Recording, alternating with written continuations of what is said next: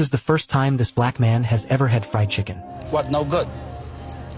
He then asks the white driver where to throw the bone, but the driver calmly rolls down the window and tosses it out. The black man laughs at the sight and imitates the driver, tossing the bone out of the window. But at a traffic light, they get mocked by a white guy in the car next to them. In 1960s America, racial discrimination was rampant, and this high-class white guy was actually working for a lowly black man. The man just flips him the bird and drives off. What they didn't know was that just a few days ago, this man was also a racist. His wife offered a black worker some water, and the man disgustedly threw the cup in the trash. He worked as a bouncer at a bar, and whenever someone caused trouble, he was the first to step in, using violence to shut them down. But this time, he picked the wrong fight. He threw the guy out, but it turned out this customer was no ordinary person. The bar was forced to close, and the man lost his job. To make ends meet, the man took on various side jobs, even entering an eating contest for $50. He ate 30 hot dogs and finally won the prize money. But that small sum wasn't even close to enough to support a family. Through a friend's introduction, the man went to a pianist's mansion to apply for a job as a driver. But when he met the boss, he was stunned. His boss was a black man, the very person he'd always looked down on. Sitting on a throne, the boss asked him if he minded working for a black man. Despite his bias, the man lied and said he didn't mind, just for the money. But the boss told him he didn't just need a driver, he needed a butler to take care of his daily needs. The job would last about 2 months, with a salary of $10,000 per month. The man got up to refuse, saying he could be a driver for a black man, but he couldn't be a butler. The boss tried to convince him, explaining that the agency had recommended him several times. The man compromised, saying he'd agree if his pay went up by $5,000, and if he didn't have to be a butler. After some thought, the boss rejected his offer. The next day, the black boss called him back, agreeing to all his demands. Before they left, the boss's agent handed the man a black traveler's guide, which listed hotels and motels in the South that would accept black people. On the way, the boss told the man that the piano for the show had to be a Steinway, or he'd refuse to perform, and that he needed a bottle of whiskey every night. They drove until dark before reaching their first performance. When the man saw his boss sitting at the piano, hands flying across the keys, playing a beautiful piece, he finally stopped looking down on him, even unable to help but admire his playing. What the man didn't realize was that this journey would erase all his prejudices against black people.